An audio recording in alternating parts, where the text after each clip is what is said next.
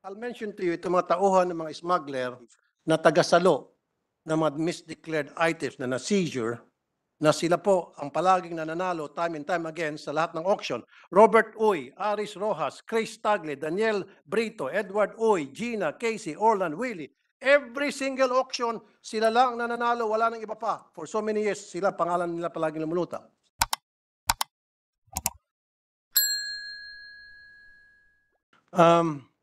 First of all, I would like to congratulate the Bureau of Customs dahil tumaas po yung collection nila from what I've heard kumpara sa mga nakaraang mga taon.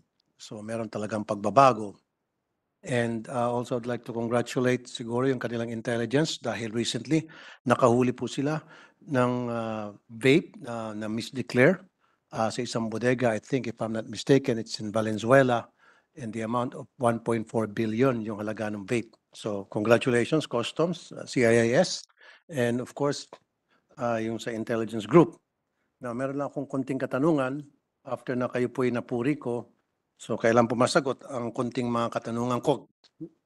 Kanina while coming here from my house, nag-pop up sa Facebook ko, pag-check ko, isang napakamagarang kotse. Bugatti Chiron. Kulay blue ata yun. Yeah. At may backup siya. Yung backup niya, G63 Mercedes Brabus. Bilib ako. And then pag-search ko, sabi ko, Bugatti Chiron to, nag-check ako. Aba, may nagpapapulit, another Bugatti Chiron na naman. Yung isa sa may Pasay, from the airport going north. Yung isa, kung hindi ko nagkakamali, sa may bandang Ortigas, tumatakbo siya. So, chinek ko po yung presyo ng Bugatti Chiron. That's 3 million US dollars ang tag price. So, kapag yan po ay nagbayad ng tamang buwis, $6 million ang tax. Ang tanong, nagbayad ba ng tax itong dalawang Bugatti Chiron na nakita sa kalye na nasa Facebook ngayon? At kung nagbayad ng tax ito, nagbayad ng entry, pwedeng makita yung entry noon? Either. There is no record of either vehicle, Your Honor. There's no record. Paano kaya nakapasok ng Pilipinas yun? Lumipad? Punta rito? Kasi nandun po yung sa Facebook. Papakita ko sa inyong link, Bugatti Chiron. Anong sagot doon? Ang backup pa nitong isa, G63 Mercedes Brabus. So, pwede ba makita also yung entry, yung binayaran po nitong dalawa? Kasi magkasabay, parang wala pang plaka. So, kung yan ay wala kayong record ng entry niyan, then dapat magkaroon kayo ng full-blown investigation paano ito nakalusot.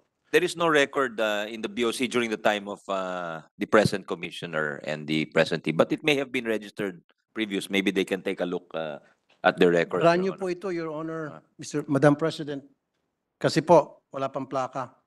Mag-coordinate sila sa LTO, Your Honor, anong model ng kotse at kailan pinasok. They can No, do pero that. ang ibig sabihin, Your Honor, Madam President, I need an entry from the Bureau of Customs na ang dalawang Bugatti Chiron, whether this year, last year, the previous years, o kahit panong panahon, panong mga dinosaur, kung meron ba tayong record na dalawang Bugatti Chiron dumaan sa pier ng Bureau of Customs at nagbayad ng buwis. Kasi this is a super luxury vehicles. Mas mahal pa ito kaysa sa Ferrari at Lamborghini combined. 2019 onwards. $3 million ang isa Tinignan nito. nila yung 2019 onwards, 2019, 2020, 2021, 2022, 2023. Wala pa ho, walang record. Wala sila. talaga. So Wala pa. therefore, ibig sabihin, ito po ay nakalusot. It's either misdeclaration or swing. Alin kaya doon? So there is a failure of intelligence dito. Declaration or what? A clear failure of intelligence. Magkano bang intel funds ng Bureau of Customs? Swing. Swing. Swing? Ano yung sabihin ng swing? What do you mean by swing, Your Honor? Swing, ibig sabihin, Yeah. parang multo ito. Parang nangyari sa Bugatti, Chiron. pumasok, yung misdeclaration at least dumaan pa sa Bureau of Customs. Swing yung walang record. Walang record po, ibig sabihin. Walang record ito. Pure smuggling ang tawag nito. Yung misdeclaration, pumasok ito, nagbayad ng buwis, kaya lang, konti lang yung buwis na binayad because na misdeclare nga. And then pagdating sa labas, nahabol, nakita sa mga papeles, through intelligence siguro, na oy, yung lumabas na ganitong kargamento with this kind of documents ng ganitong araw, misdeclared items yun, habulin natin sa warehouse. Yun yung misdeclaration. Merong reports kayo doon. Wala ho talaga. So baka ito na yung sinasabi yung swing ho. So therefore, magkaroon dapat tayo ng full-blown investigation tungkol dito. You Now- could file, yes. Bibigyan ko kayo ng tip dyan sa Bureau of Customs. Sa Port of Batangas, super talamak ang smuggling dyan ngayon. I'll give you a tip. Ang dinideklara nila sa kanilang ipinapasok na luxury vehicle ay Toyota Tacoma. Kaya pag titingnan nyo sa entry nyo, ang daming Toyota Tacoma. Kasi nga, pag Toyota Tacoma, truck ito, libre sa excise tax, hindi mainit.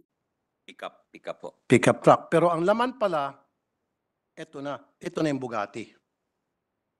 I don't think sa 2019 to pumasok. Pumasok ito this year.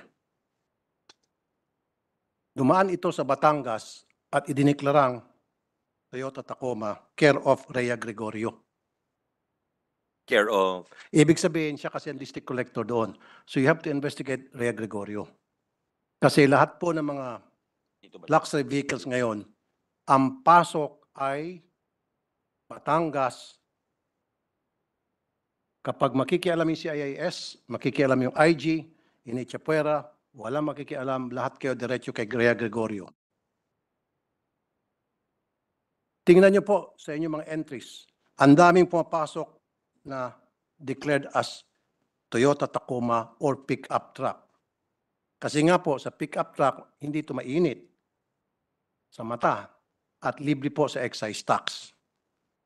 Noong 17 Congress, pinatanggal ata yung excise tax para sa mga truck kasi nga raw po utility vehicle to ginagamit daw sa panghanap buhay, which hindi naman ako mag-oppose. However, nakahanap ng butas sa mga smuggler para i-declare na truck ang kanilang mga luxury vehicles. So, I need a copy. I mean, paki-research lang po What documents would you like, Your Honor? All the na pumasok all po the- na all the nag-file ng entry vehicles. itong Bugatti Chiron. Ito lang po muna ng dalawa. So yung mga Toyota Tacoma nakalagay. Yung Toyota Tacoma, tingnan niyo po lahat ng pumasok. Ilan Toyota Tacoma They ang will check, Your pumasok. Honor. They will check and get back to you, Your Honor. Now, kung hindi po ito dumaan sa Bureau of Customs, pag nakita niyo po itong Bugatti Chiron, siguro pwede niyo pong parahin. At hanapan niyo po. May karapatan kayo. Siguro get in touch with the LTO, Highway Patrol, parahin, and then hingian ng tax declaration. Pag wala, alam niyo na po siguro ang gagawin. They will do that, Your Honor. Diba? Siguro naman, pag may nakita kayo ng mga super luxury vehicles dyan, ng mga brand new, I don't know, come up with an MOA with some traffic agents, traffic enforcement agencies, hanapan ng tax declaration. Assisting with Make sure na para maging legit yung pag-pull over kasi meron kayong hinahanap. That's a Kaya good naman idea, bayad ng Your buwis. Honor. It's a very good idea to. They don't have one at the moment, but maybe you're right. They should have one with Okay. LTO. Good. Noong 2019, nasunog po yung Port of Manila building at based po doon sa investigation ng Bureau of Fire, arson daw po yun. Ano na po ang naging follow-up ng Bureau of Customs? Doon po sa dineklara ng Bureau of Fire na arson, yung pagkasunog ng building na yon. That building is very important. Yung laman noon. Nung masunog yon, marami po mga dokumentong napakahalaga na kasama sa nasunog di umano. Nandun po yung RCMG sa building na yon. Revenue Collection Monitoring Group. Ito pong RCMG, ito po yung legal service ng buong customs. Dito po, sa office na ito, nakatago ang lahat ng dokumento ng mga napailan ng kaso ng mga taga Bureau of Customs. Ang lahat ng mga dokumento ng mga napailan ng kaso ng mga smuggler na kung saan kasabwat ang ilang mga taga Bureau of Customs. Ano na po nangyari doon sa sinabi ng Bureau of Fire na arson? Meron ho bang ginawa na follow-up investigation ng Bureau of Customs? Kung According arson yun, ibig sabihin may nagsunog. according to the commissioner, it's not them who's investigating it, but the NBI, Your Honor. FBI, NBI. NBI. Opo. Okay, nagpa-follow up po tayo sa NBI. They will check on that Pero gumawa ba ng internal investigation ng Bureau of Customs? Kasi bukod sa RCMG, nandun yung AOCG, Assessment and Operations Coordinating Group ng buong Customs. Nandun din po yung surety bonds. Lahat daw ito di umano nasunog. Wala ho bang kahadiyero man lang ang Bureau of Customs para ilagay itong mga sensitive documents? At sinabi na lang na di umano kasama sa nasunog. Especially itong mga surety bonds. How is it being kept? Ngayon, paano yung records? Now, Now they have the year before that, there's a certain Rhea and Dino, may malaking kaso sila tungkol doon sa mga missing na container na bigas. Again, itong pangalang Rhea, sumulpot na naman. So anyway, go ahead. Can you answer it? may sinasabi ho silang may faults sila ngayon. So kahit masunog, I think that's fireproof. So at that time, ng 2019, ibig sabihin, mano-mano, hard copy, hindi ho nakalagay sa iCloud. Di po. Bakit? At bakit? 1 million na bakit na tanong. Those are very sensitive documents. We're talking about Pero may cases computerized. being filed against hearing personnel of the Bureau of Customs and against smugglers. At nakalagay lang sa hard copy at nakalagay dyan sa tabi ng mga mesa sa sahig. Kaya nung masunog, di umano ang building, nasunog yung building, totoong nasunog, at di umano kasama sa nasunog. Opo. Ngayon computerized na ho sila, pero at the time they were not, Your Honor. So ngayon computerized na. So kapag, God forbids, may nasunog ng building ng Bureau of Customs, hindi na pwedeng sabihin, pasensya na, kasama dun sa mga nasunog, May ay mga backup, sensitive may documents. backups na ho sila May backup kung na tayo. mangyari ho yun ngayon. Okay. So yung mga surety bonds na worth hundreds of millions, sorry na lang yun, at kasama sa nasunog. Wala na yun? Yung mga surety bonds. Wala bang mga kahadiyero dyan sa Bureau of Customs?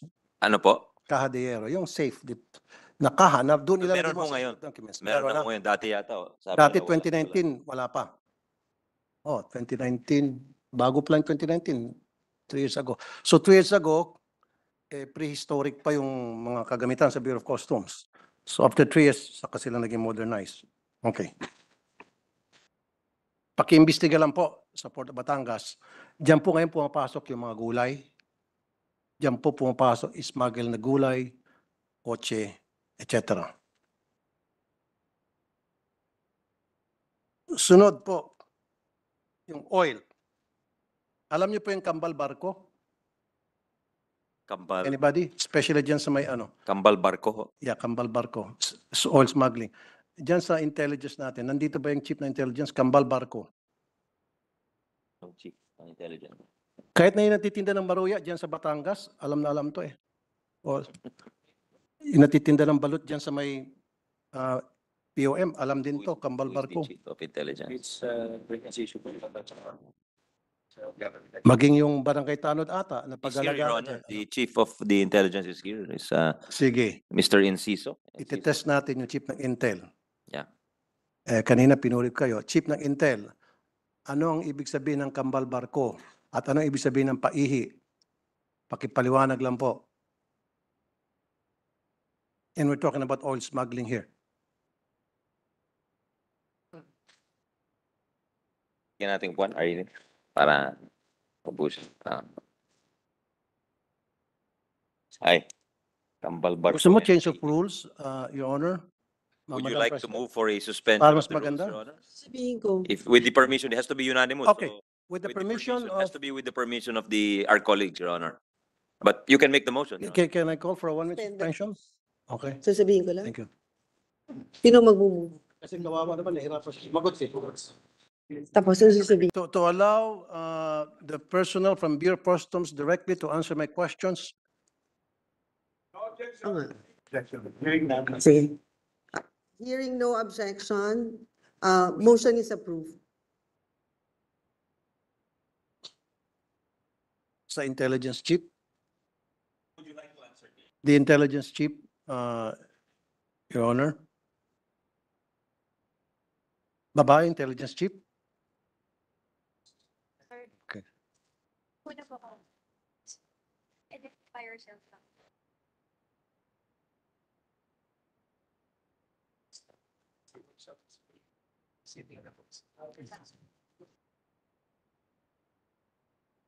State your name. Yes, good afternoon, Your Honor.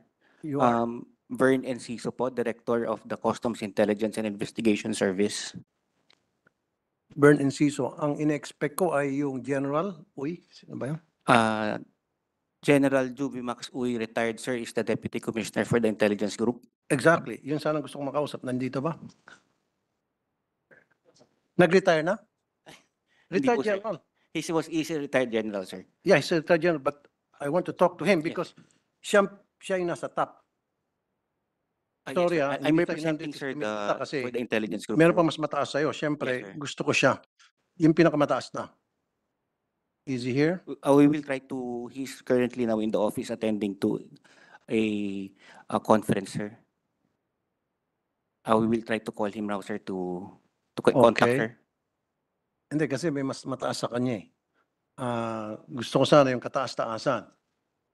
I don't know if you can answer my questions, but We I will try want our best. my questions to be answered by someone who's higher up. Higher than you, I'm sorry. Hindi sa minamata ko yung imposition. Hindi, mas gusto ko sa intelligence group. But anyway, go ahead. Try. Kambal Barko, alam mo ba yon? Sir, the term na kambal barko, sir, I just Um, heard of it right now, sir. Just right now, Yes, sir. I'll tell you what is the meaning of Kambal Barko. Dalawang barko magkapareho. Yung isa tatambay sa laot, yung isa dediretso sa, say, Port of Manila, na merong parehong karga ng 1 million liters of oil. Yung isa may dalang permit na para magdiskarga. Wala naman nakalagay doon kung saan ididiskarga. Tapos ngayon, magbabayad ng duties and taxes. Kung ano yung dapat bayaran para sa isang 1 million liters of oil. Matapos mabayaran, aalis na siya.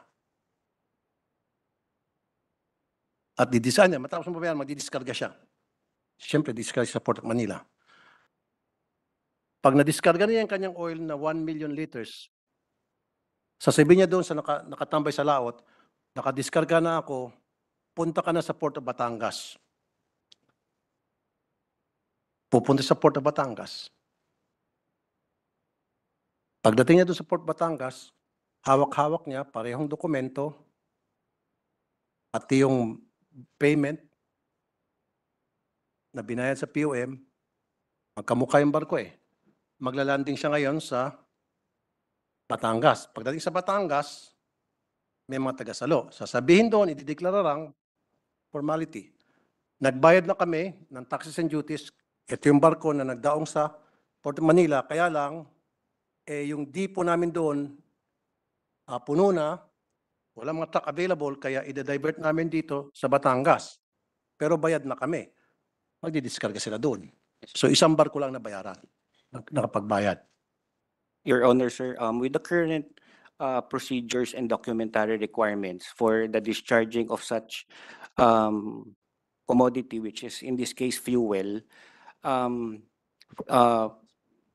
once paid, the fuel now is with the fuel marking program, doping is done for this supposed tax paid fuel. So upon discharging on another port, it is also mandatory for the fuel marking testing for all discharging vessel, sir, before they can discharge. That's the current procedure, sir. I know, there is a procedure in place. Tama.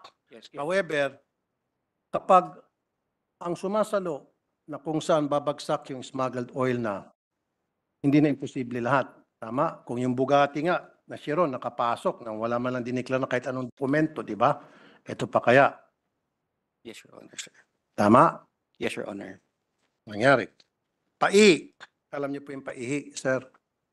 We've heard of that modus operandi, sir. Paano po yung paihi modus operandi kung tatanungin ko po kayo? Your Honor, sir, the paihi is the ship side or the discharging of supposed fuel in the open waters, and then this is brought to land by another vessel coming from the said mother vessel, the paihi system, sir. And it's been happening for the longest time, and it's still happening time and time again. So what is being done here? Ano po yung ginagawa ng Bureau of Customs? Kasi pwede kayong makipag-usap dito sa Philippine Coast Guard.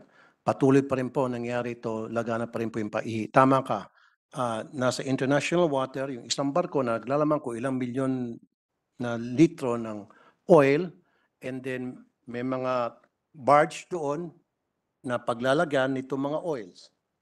Bawat barge, maglalanding yan sa mga private pier. Sa iba't ibang private pier. Madalas sa Batangas. Yes, Your Honor. At pagdating doon sa private pier, nandun yung mga lorry. Alam mo yung lorry? Yes, sir. Yung mga truck. Pila-pila yan. Kakarga doon. Diretso na sa depot. Your Honor, sir, that the modus operandi is, we acknowledge it's really happening. And based on records, for 2023, the Bureau of Customs has already apprehended 714 million of smuggled fuel. Comparing it from previous years, for 2022, 160 million. And for 2021, 6 million. So we could see, sir, that the Bureau of Customs, Your Honor, sir, is doing its efforts in curtailing this said modus operandi, with the help also, Your Honor, sir, with the Philippine Coast Guard, Philippine Navy, and other government agents, Your Honor. Tama yan, sir. Pero kung minsan selective po yung panghuli. Dahil kailangan talaga magkaroon ng trophy ang Bureau of Customs. Kailangan once in a while, meron silang maipakita sa publiko na meron silang huli. So kung tutusin, parang sinasadya yun. Manghuli kami ngayon, nakapasok na say 100 million liters, manghuli tayo kasi naman lang manghuli tayo ng 1 million to 2 million liters. Regalo na lang yon. Diba? And then, ito pang nangyari. Manghuli. Sabihin natin hindi lang sa oil, misdeclaration. Alam niyo po ito sa Bureau of Customs. Wala ka nang kinalaman dito, but sabihin ko lang sa iyo. Nakatingin si minority. Manguhuli kayo ng misdeclaration, di ba? In some cases, yung misdeclared ng mga items, may lalagay sa seizure. Tama? Especially pag bawal yung items. Tama? Yes, Your Honor. Pagdating po doon sa after na mga seizure, i-auction to. Pagdating sa auction, moro-moro sapagkat nakaantay na doon yung mga tauhan ng smuggler na nag-misdeclare. I'll mention to you itong mga tauhan ng mga smuggler na tagasalo ng mga misdeclared items na na-seizure na sila po ang palaging nananalo time and time again sa lahat ng auction. Robert Uy, Aris Rojas, Chris Tagle, Daniel Brito, Edward Uy, Gina, Casey, Orland, Willie. Every single auction, sila lang nananalo, wala nang iba pa. For so many years, sila, pangalan nila palaging lumuluta.